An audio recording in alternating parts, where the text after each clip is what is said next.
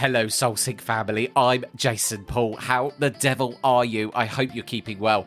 I'm recording this episode for you on Thursday today, and in a couple of days' time, I'm going to spend a week at the Arthur Findlay College to work on my mediumship. And I'm very much aware as well, I have to say this, I'm very much aware that I know that I need to do a mediumship update video on how my mediumship is going, because I did a part one some time ago, and there's been a lot of developments with my mediumship over the last few weeks. I do feel that I've come on a bit leaps and bounds. I actually did a reading this morning which was based on colour, and what I had to do with the tutor that I was working with was she had some colour cards, and I had to pick 3 colour cards and then do a soul reading on her, so tell her what I was feeling about her or anything that came to me through the cards. And I went through all about what I think is going on with her at the moment, her situation, what the cards told me, and it was right. I was so excited. And then she picked a card, and I did a reading through the card that she picked. Then what I did was a spirit reading using the 3 cards, 3 different cards that the spirit person told me to pick. And I did a medium reading using those, and it went so well. It was actually my best reading ever. And one thing I've noticed is that I seem to be incredibly sensitive to when it comes to colour. So I've ordered some colour cards to have a good practice with my mediumship. But I do think that colour seems to be working, and every time that I've used colour recently, it just seems to work for me so well. So I'm definitely going to have to do an update all about that. Now, in today's episode, so I'm putting out 2 this week. 2 because I'm going to the Arthur Findlay College, so there's none next week. But this week, I'm talking to Caroline Reilly. Now, her journey, and you'll notice the title of this episode is How to Confront and Deal with the Dark Aspects of Yourself Using Shadow Work. Now, I think shadow work is something that a lot of us want to veer away from, probably myself included in that. But in this conversation with Caroline, where her spiritual journey was ignited in 2012, she studied so many different kind of modalities. She is a skilled tarot reader, Reiki Master, and facilitator of shadow work and inner alchemy. In this episode, we also discuss as well the inner child. So it was a really candid conversation, this one, and it's one of those conversations, one of those episodes that leaves me thinking for some time afterwards. Every now and then I get a guest on, or quite often recently actually, where then I go away and I think. I actually did a recording today which was absolutely bloody mind-blowing. The guest that I had on, I'll go massively off topic, but I'll talk about it anyway. He came on to talk about a book, and it was honestly the best sales pitch for a book that it's made me want to read the book immediately. Let's just say that. The book answers so many of life's mysteries. But the crazy thing about the guest was he didn't actually write the book. He spent his whole life dedicated to kind of spreading the message of the book, and he actually went as far to track the author down, which was not easy. It was not easy. So, and the book is absolutely fascinating. Many of you are probably going to ask me now what the book's called. I'll tell you now. I'll give you a sneak peek, a little bit of a sneak peek of what's to come. It's called Abduction to the Ninth Planet. I'm reading it at the moment, and if you want to read it as well in advance of the episode, I think the episode you'll get so much from it. The book was also once known as the Fear Uber Prophecy, as well. So that's interesting. Anyway, without further ado, this is my conversation with the absolutely wonderful, I love this guest so much, Caroline Reilly. And you'll hear from me when I get back from the Arthur Findlay College. So lots of love, and I'll see you soon. So, Caroline, a massive welcome to the Soulsync podcast. Thank you very much. It's great to have you here. So, there's a lot I want to talk to you about from the very helpful notes that you gave me. But tell us about you, because you had a profound spiritual awakening in 2012. I did, yeah. So before then, I already started to search for the truth of various different. I don't know. Well, I think I was pregnant in 2010, and I remember looking at stuff about the World Trade Center, and so that was the first thing that I started to look at in terms of wanting to know the truth of what was happening in the world. And then I had my daughter, and then she was around about 3 years old. There was a few problems in the marriage. I was living in Tipperary at the time. And this one day on my birthday, 21st December 2012, I was sitting there waiting for the world to end, like the Mayan calendar said, not really.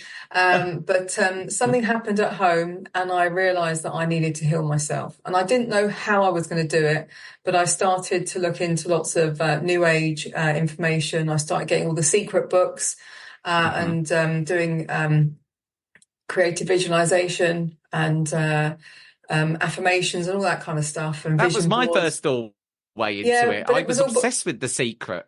Yeah, but I found that it's actually all a load of bullshit.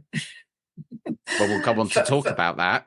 Yeah, well, I mean, for me, New Age now is the new cage, because what I realized much later on is that it doesn't also deal with every aspect of the personality, which is the dark side as well. So you can't have the light without the dark. So a lot of it I found was just kind of like this sort of wishful thinking. There was some good stuff. There were some good things in the sort of creative visualization. That there is something about. I do believe that the world is conscious, and that it responds to whatever we put out there. I do believe that, but I think there's also many other elements to it. Anyway, we'll get back to New Age. I was looking into New Age stuff. And then I had a dream one night, and the dream related to a documentary I'd seen on Carl Jung. And I heard about Carl Jung through someone that I admire very much, and he has a podcast called Unslaved. His name is Michael Tsarion, and his work has really helped me through my journey. Anyway, so I did this course in Jungian psychology, and I learned about the unconscious, the shadow, how dreams are the psyche's way of making itself known. And so I started making a lot of art. And then I went on and did had an art exhibition, which was all about my shadow. So will I just explain a little bit about what the shadow is? Because I am now a shadow work coach since. Please, I've got so many happened. questions already. I want to talk about the law of attraction. I want to talk about dreams and what you were talking about with Psyche. But yes, please continue with the shadow. So the shadow is the unconscious, the unknown, repressed, denied aspects, and sometimes unknown aspects of ourselves. So it's the part of us that we repress, that we don't know about, or that we do know about but we don't want to admit to. It's the times that we're bitter, jealous, rageful, sinful, manipulative, jealous. It's all of those negative personality traits that we try to hide, that we don't want to show the world. And so the shadow is like the place that we hide all of those things. And so in Jungian psychology, he teaches that once you can bring those more negative personality traits to light, and you can understand where they come from, and usually they come from complexes and fears and trauma and something that happened in childhood.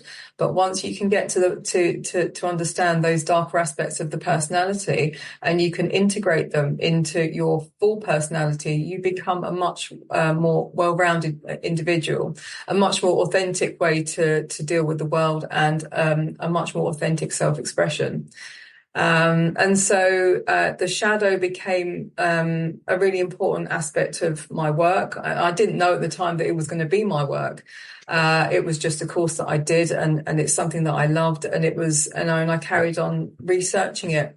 And since 2019, I've had an online presence. It's kind of, it's been cut down and then brought back up again, and I had a baby in between. So shadow work is a really important aspect of my life, and it's a way to kind of always be self-reflective. And there are tools within it to help us to deal with life's inevitable challenges, because, we're always going to have problems that come up. But it is a way of us to sort of take off the social mask and to really be who we are. And a lot of people are actually quite scared of doing that. What does the process look like? How do you, first of all, identify these things? Well, I mean, there are indicators to notice your shadow, and I've mentioned some of them. If you think about, the times that you have been manipulative, I say everyone has been manipulative, jealous, rageful. It's the unexpected outbursts of rage that come up. I recently told a receptionist to shut up. That was my shadow, because I got £100 fine, and I felt like I had every right to tell this woman to shut up. But actually, when I got down to it, and I was telling a friend of mine, I said, shut up to so and so, and I was a bit sort of judgmental about someone in the restaurant, and they said, well, hang on now, this is actually your shadow, and what's really going on? And then I started to talk, and then it was like, okay, so actually it's not about them, it's not about the woman in the restaurant, it's not about the woman that I told to shut up. It was actually that there was something else that I was really angry about, and so you find that whenever there is any of those sort of more negative personality traits, and I say negative because they're indicators. They're indicators that in some way there has been a lack of love, or that we have had our needs unmet, or that we have had our boundaries violated, or that there is something that needs to be looked at. And with any kind of emotional trauma, it doesn't go away, as Freud says. It stays with you, and it shows itself in uglier ways. I mean, there's like quotes that say, if you don't heal yourself, you'll be horrible to your partner, or you'll bleed on the people that didn't hurt you, or something like that. There's this kind of idea, and it's true. And we all suffer trauma, some more than others. But I don't really like the word more, because everyone's trauma is their own. And I mean, even if you imagine a child that has to go into childcare, they cry for months, they cry for, days, months, and that's a trauma in itself. In fact, even childbirth is trauma. The act of being born is traumatic, and it's. Well, I can understand why when you come out to this world at the moment. I know. Well, where am I? What am I doing here? Exactly. Yeah, that's it. It's so interesting because as you're talking, obviously, naturally, I'm starting to now think about some of my, maybe less savoury personality traits, and I do think that I can understand where they came from. Recently, this isn't about me, so I don't even know why I'm talking about this, but I ended a relationship that I was in because it highlighted to me many aspects of myself that needed healing. And I felt to myself that, is this conducive? And it just put a massive floodlight on everything.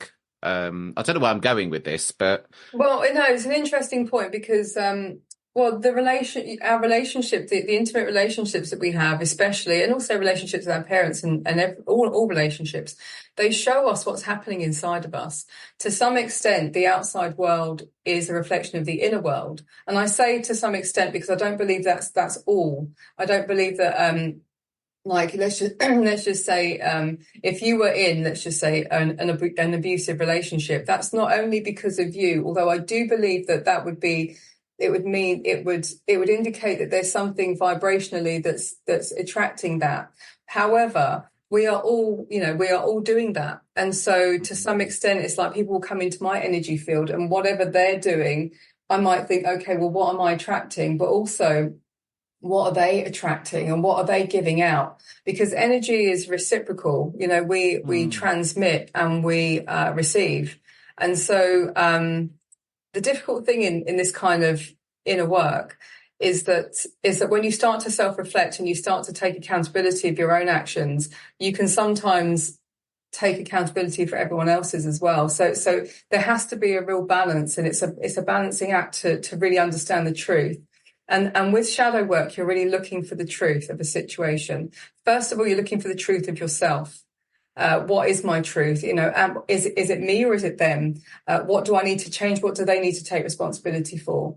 So there is this kind of, this is how you need to, not you need to, but this is the great work. This is the great work of the alchemist. So deep with this, can't you, as well? Because it is, when you start saying about your actions, it's obviously your perspective and your world, and you can go so deep with this, can't you? But it's funny because when you were talking again, I was in an abusive relationship when I was in my early 20s, and I do understand how I looking back may have attracted that, because that was fueled by bullying at school and a lack of self. I was craving love and acceptance, so I was willing to just, overlook probably a bazillion red flags. Well, this is the other thing as well, and this is what that relationship was showing you, was your unhealed parts of yourself, and so from that you must have also learned that you need to then have more boundaries. That what did you accept that you won't accept anymore, and also, I mean, if you wanted to go really deep into it, you would probably see that there would have been some reflection of the relationships you would have seen as a child. You would have seen some because we don't go into our relationships as an adult without there being some familiarity, especially in the first relationships or the first few relationships, until you've gotten to that point of really knowing yourself very, very deeply and putting yourself, I guess putting yourself first, having the right boundaries, knowing what a good relationship looks like. And I think that at the moment, our generation is starving of that information because we don't have the role models to show us what a good relationship looks like. Most of us didn't have that. We don't have the wisdom of the elders at the moment. I feel like our generation we are training for that role, and the only reason why we can be in training for that role is because we've got the internet. We have access to information that our parents, grandparents, etc., for how many generations didn't have. You make a really interesting point there about elders, and if you look at, I think if you look at young men, for instance, at the moment, that Eastern model of looking up to the elder, you respect the elder because you appreciate that they're wiser and they've had that, life experience, and that's kind of ingrained in kind of a lot of that Eastern tradition, isn't it? But I guess now the problem we've got is, you shove a tablet in front of a child when they're 3 or 4 years, well, probably even less than that, as a sort of pacifying device.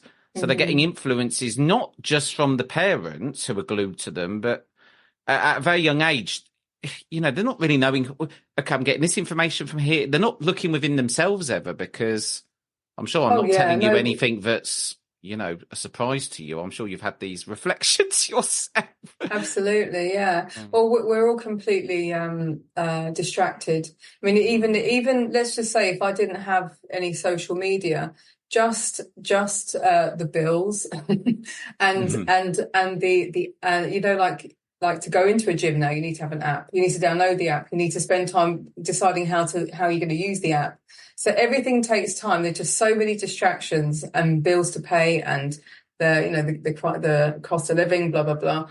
That there's too much to keep us away from ourselves. And the other big thing that we have now that we never had before, which I think is playing a really big role in, and this is a different subject, but it's kind of separating men and women from liking each other or loving each other or being kind, is porn.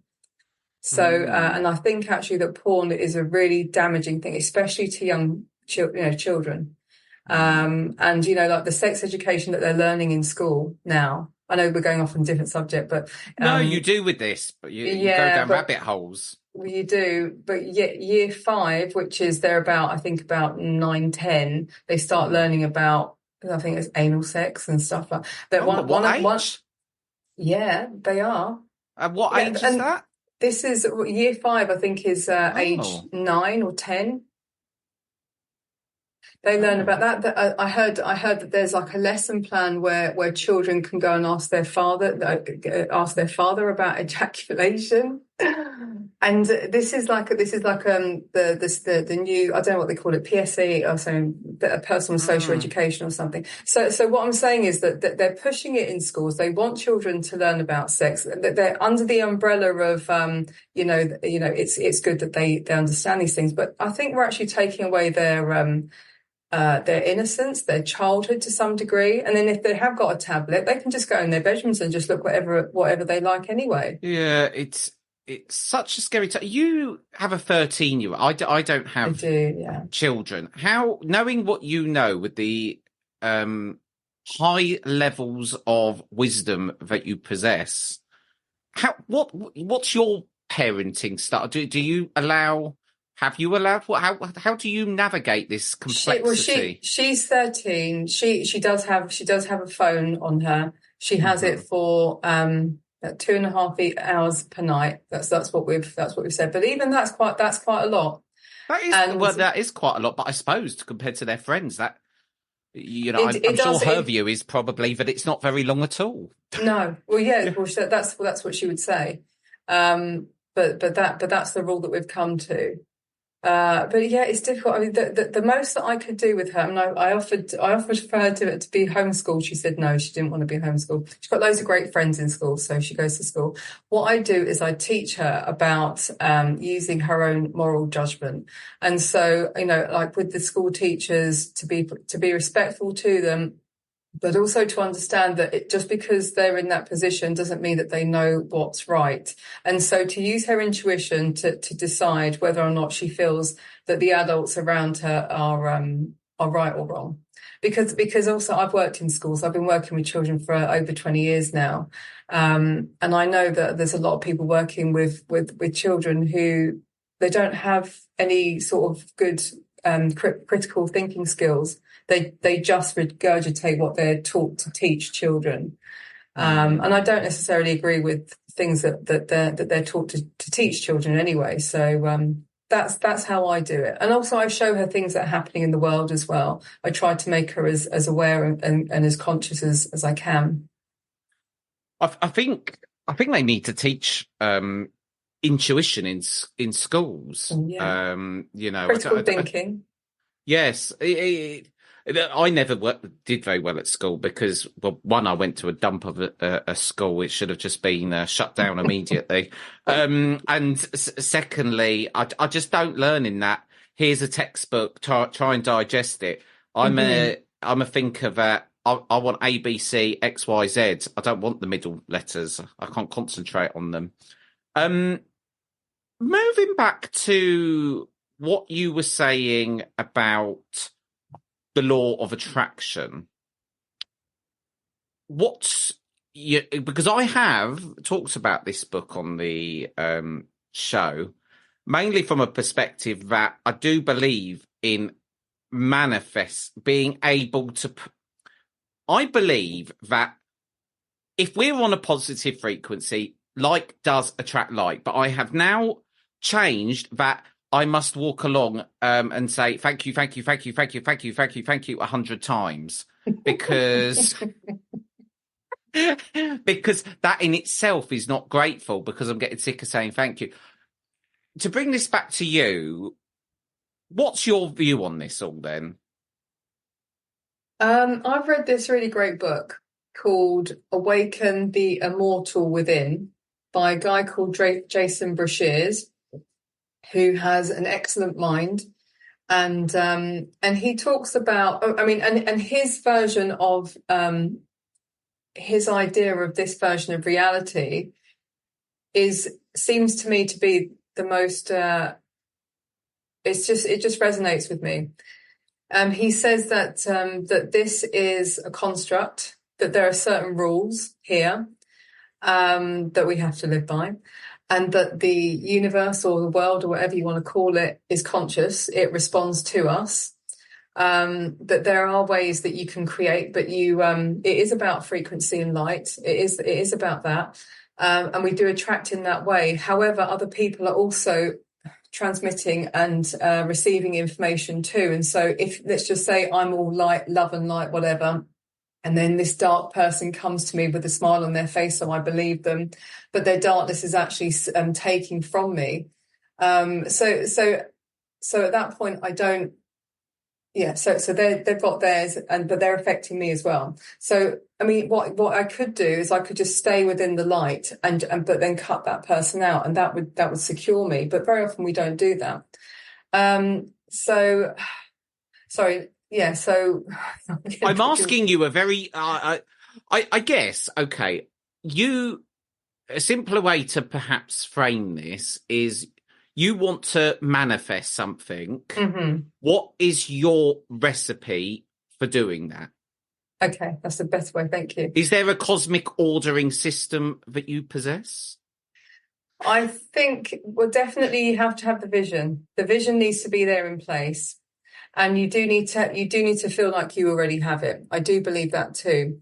But the action is also important. So you need to then start to make the action. And one of the biggest things that that book says, Awaken the Immortal Within, is act as though you are and you will be.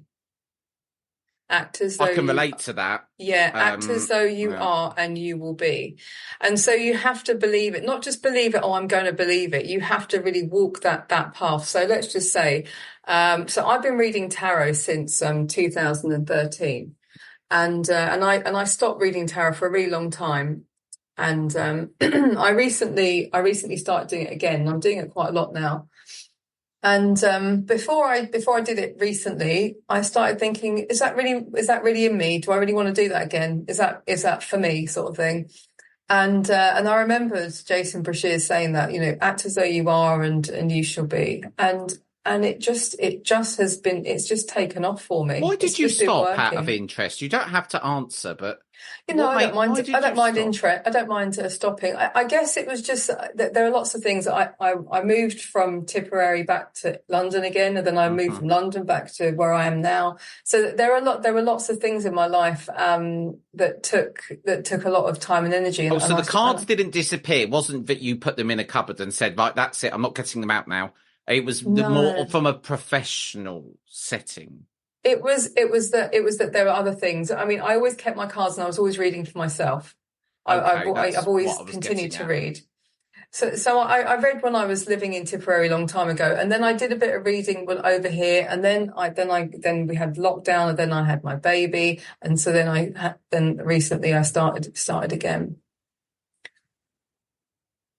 Moving to what honestly is fascinating, the things that we're talking about. Actually, just on that point of believing it, because I do think this is a valid point for people. Actually, when I left the police, well, because I was a police officer, a whole other subject, and I took an entry job in recruitment. Didn't know what the bloody hell I was doing. Promised training, given no training, but anyway, that's another story. But I used to look in the mirror every single day and say, I'm the best London recruiter, I'm the best London recruiter. And it was like fake it till you make it. And then I did that so much that I started a business because I'd saved enough money. And then again, it's going to do this, going to do that. And it was almost like I actually believed it. I did. And it did come true. So, but then what I did was I started replacing gratitude and vision for worry, and then the wheels nearly came off and it all nearly closed down and fell flat. But then again, I got the vision and managed to get myself out the gutter and it went good again. I'm one of these people, I have to learn the hard way. I learn nothing the easy way. Everything's the hard way. It's the best way. It is, well, I would say I've never made the same mistake twice, but I'd be lying. Sometimes I have to learn the really hard way. But it's character forming. Well, it is. Yes, it is, which is probably what gives me a lot of credentials to talk about a lot of this stuff, because of the fact that I've probably had a few dark nights of the soul. No more of those, though. No more. Going to what you were saying about dreams, what are dreams in your belief? Is it my imagination? Well, again, it's a very good question. I'm just wondering if I can answer it. What I can say about dreams, because I studied a lot about Carl Jung's dreams and his sort of like post-Jungian, so people that he worked with. There's a lady called Marie-Louise von Franz, who he worked with. But anyway, one of the biggest ways to describe what Jung would say is that it's the unconscious telling you something that you don't consciously know. Okay. So, but the thing is, I wrote an online course about dreams. And so I tried to put everything together that I knew about the dream world. But I was at a bit of a fight within myself, because in the last few years, I've realized that for me anyway, there seems to be various different levels of dream. And I've got a couple of books here. And it's about they're about astral traveling, and I haven't read them yet, but they're on my list of things to read, because I want to try and find out more about astral travel, but also about the dream realms, because I've got a feeling that there are various different types of dream. So there is, let's just say this is just my theory. There is the traditional dream, which is the unconscious trying to tell you something you don't consciously know. And then there seems to be the kind of dream where you go to sleep and you've been at work. You wake up and you know that you've been doing some stuff. You don't know what you've been doing, but you've been busy. Yeah. And then there are the darker, the lower realms, which is the nightmare. And anyone will know that if you're stressed in your conscious daily life, you're far more likely to end up in the lower realms, where the nightmares happen. And it's like, that's where the fear can take you.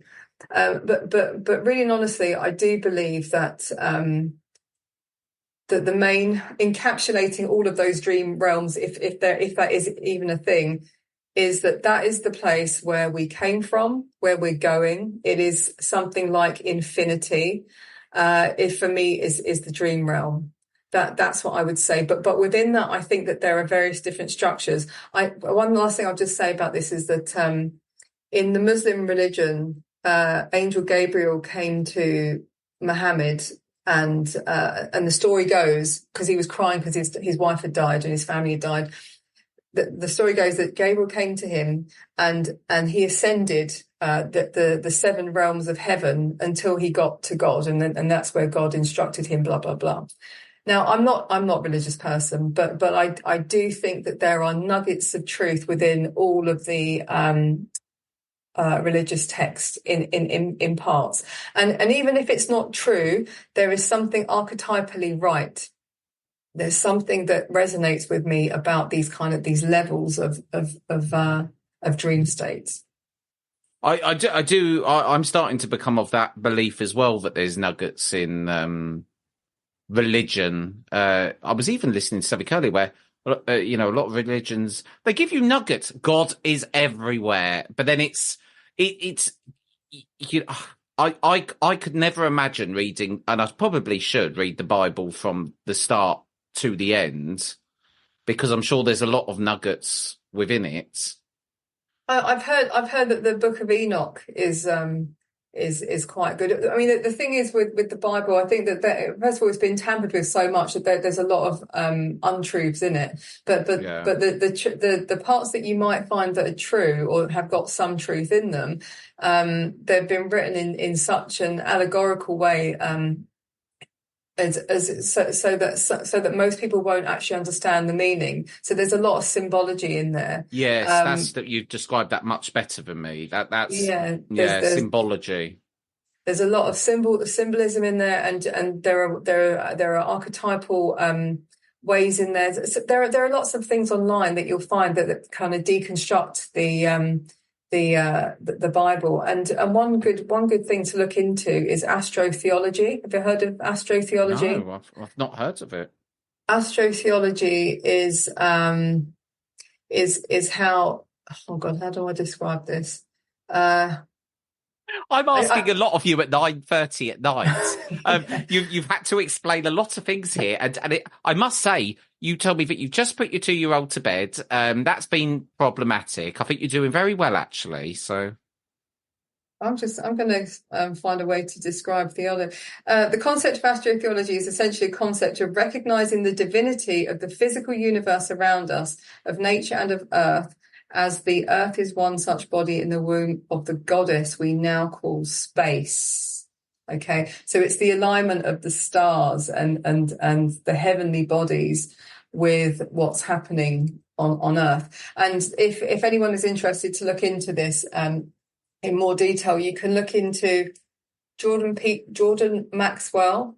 Jordan Maxwell is a great. He's dead now, but he's a great talker on astrotheology.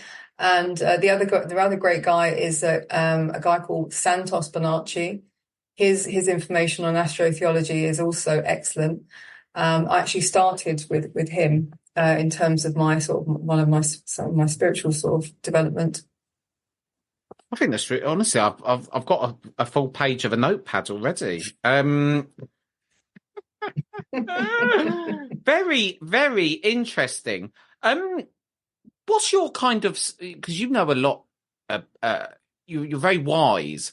What's your spiritual routine? Do you have certain rituals that you use? My spiritual practice is oh, I'm going to say, well, I do a lot of Reiki. I do, yeah, I like to do Reiki.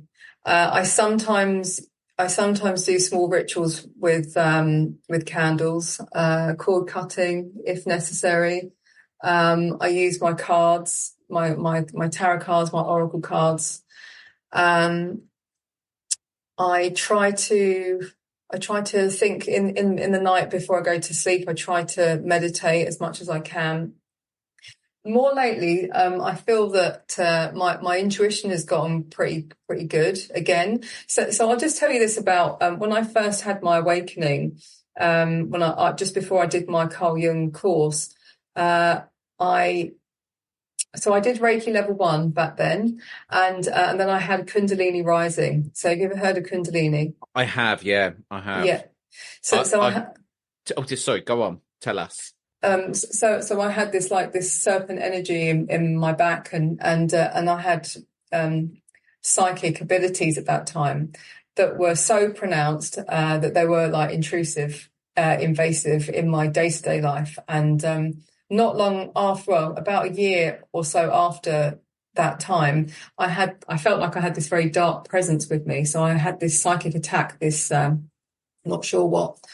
And so I had to work quite hard to end this, this whatever it was, this energetic thing that was close by, and I did manage to do that, and that's probably part of the reason why I just decided to just not do the tarot for a while. That's another reason why. And then once I kind of understood more about energy and I guess esoteric wisdom as well. Then I did the level 2 and level 3, and but yeah. So what I wanted to say was that so I did have this kind of this intuition and psychic ability that was really strong back then, and then I stopped it, and then it seems to be coming back in a much more gentler way, which is really nice.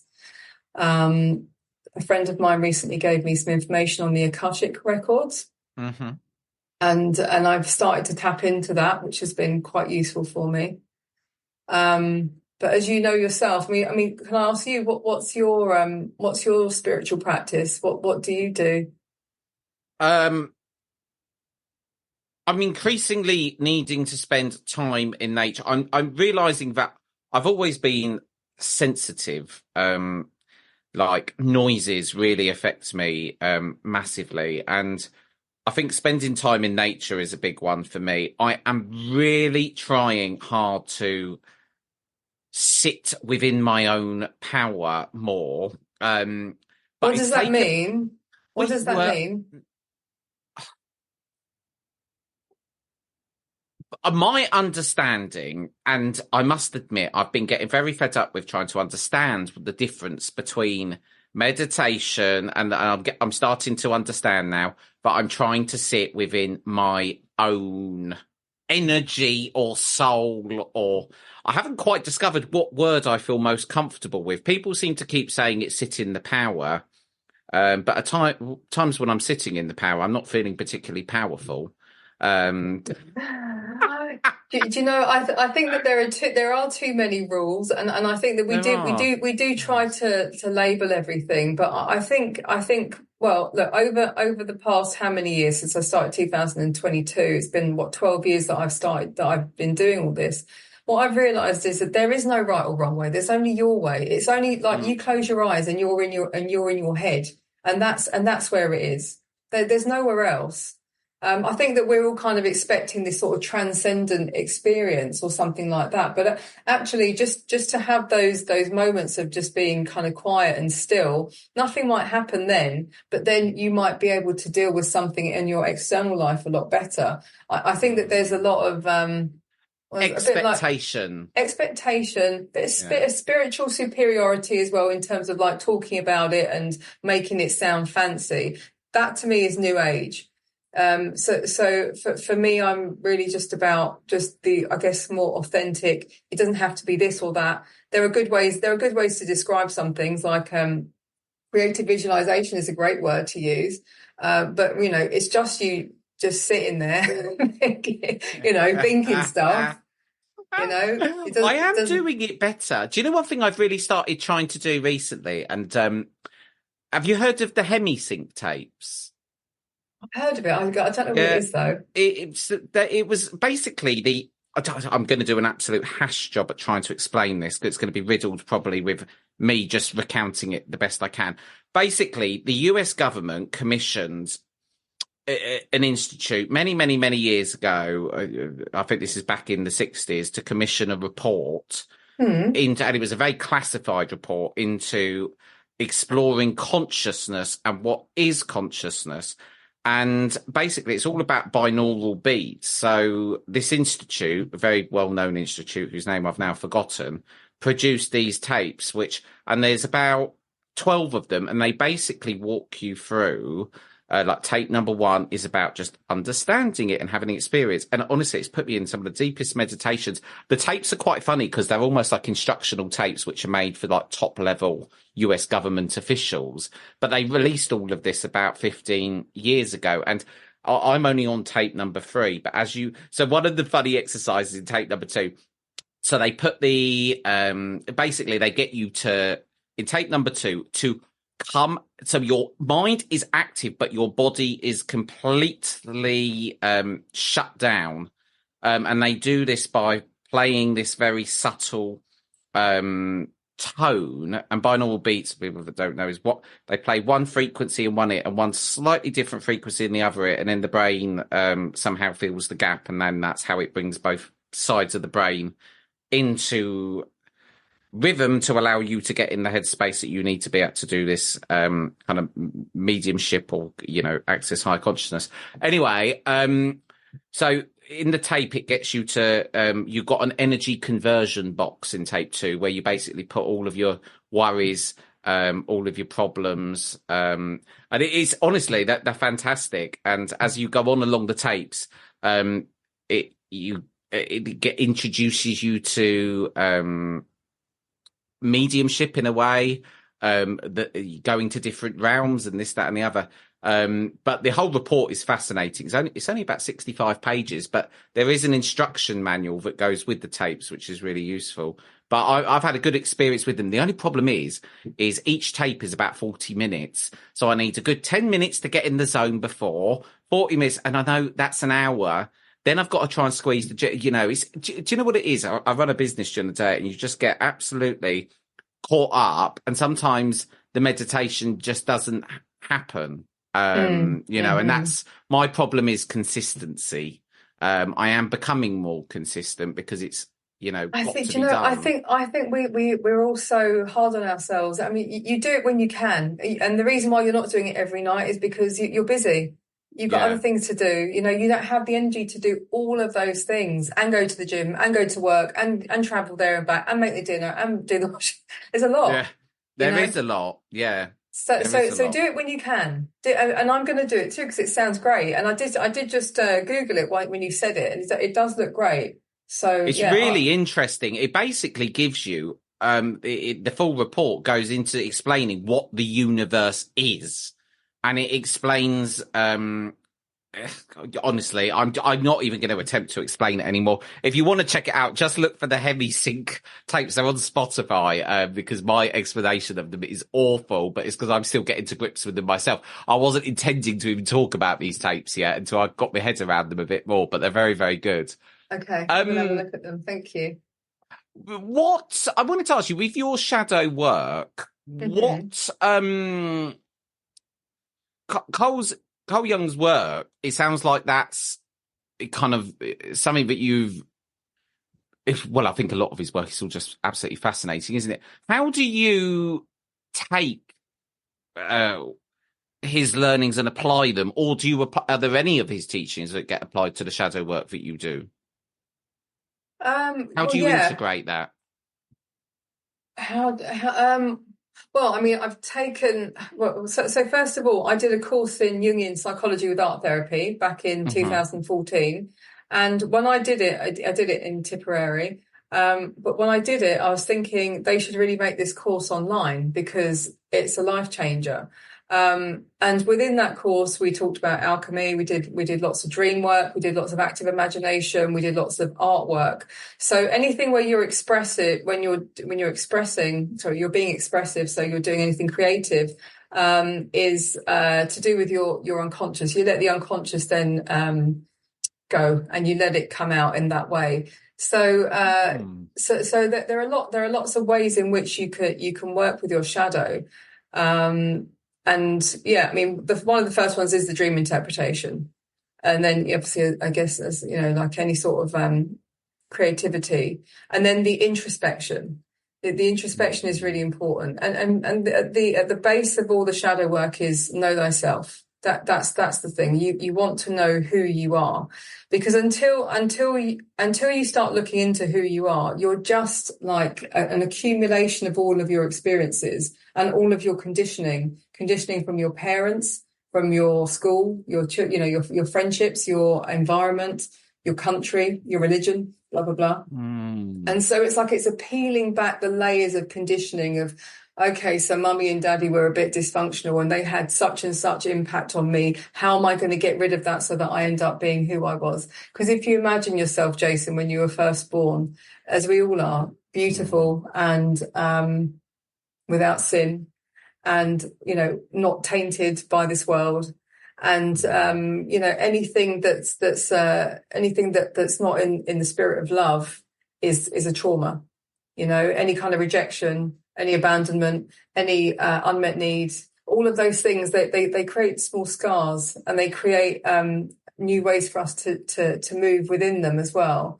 And so we end up at this age, in our midlife, with all these complexes and fears and worries, and not able to do such and such, or you spend half your life trying to avoid, I don't know, going to college or whatever it is, because of all the things that have kind of shaped you.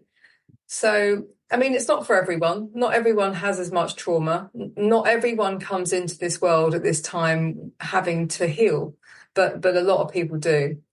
And it's for the people that do, that this is a really authentic way of healing. And it's a really authentic way of being, because it means that you have to let go of the mask. You have to let go of the false persona that you show everyone, and you have to show up as yourself. And it does take time. Fascinating. It resonates. It definitely resonates with me, and I think it's I like the fact it's called chat, and for me it resonates a lot, and I've probably got, honestly, a massive filing cabinet from Bristol to Reading of shadows lingering away. But I've done a lot in my years.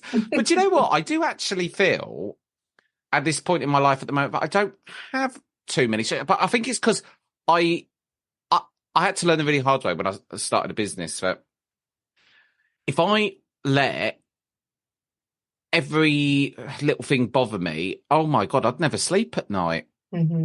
So maybe this isn't a good thing. I've become accustomed to operating in very stressful scenarios, very calmly, but that hasn't always been the way. It's probably still not a good thing that I'm in stressful scenarios, probably, but that is the world we live in. And I haven't picked an easy job either, but we won't go into that. I sell people to people. Is there any worse commodity to sell? Right, recruitment, yeah.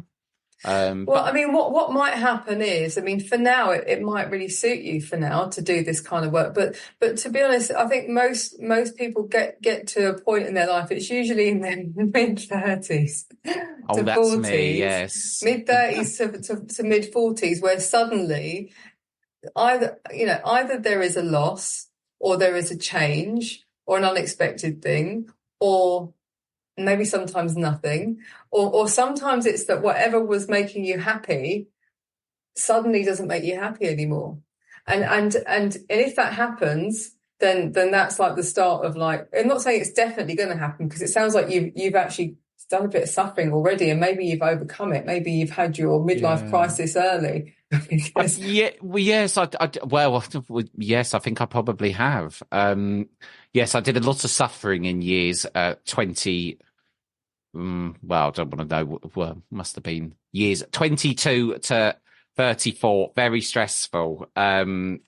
So yes, I'm hoping it's a bit more calmer now. But my mum calls me a whirlwind. She said, honestly, you walk into a room, everybody starts running around, and then you walk out again like nothing's happened. So she'd probably say differently. But honestly, I've really enjoyed this conversation. And do you know what? I feel like you've mentioned so many interesting things. I feel like we barely even scratched the surface. Yeah. But that's often, I think you've given people so many useful nuggets that they can go away with. On a lasting final thought from you then, knowing all you do about shadows and all of your spiritual experience, what advice would you give to people to live a more fulfilling life and not just be a version of themselves that is living all their past experiences and traumas? What final thought or piece of advice can you leave us on today, Caroline? Find out who you are outside of your conditioning. So, I mean, very, very many people are just, they're just an accumulation of their past, and also they are similar to everyone else. And part of shadow work is about finding out who you are as a unique individual.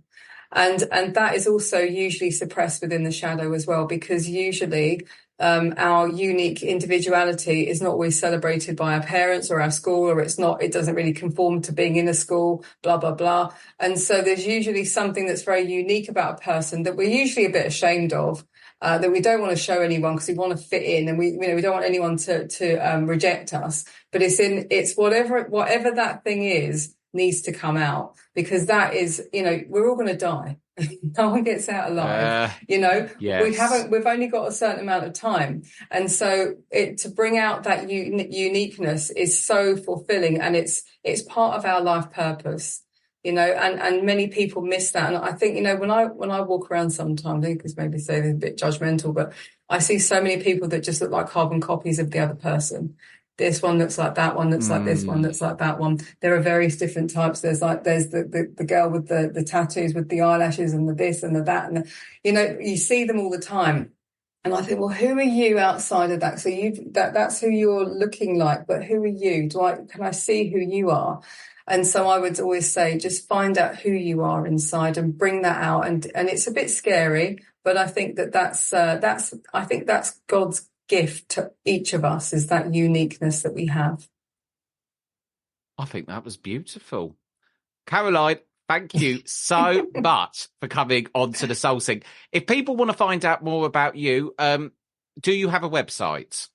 I've got something like a website. It's a sales page where I do my tarot and Reiki. I do tarot online if anyone's interested, if they're very far from me. Otherwise, I'm in Hertfordshire, so you can come in and see me if you like. Well, we will put the website address in the show notes, so just go there and have a look.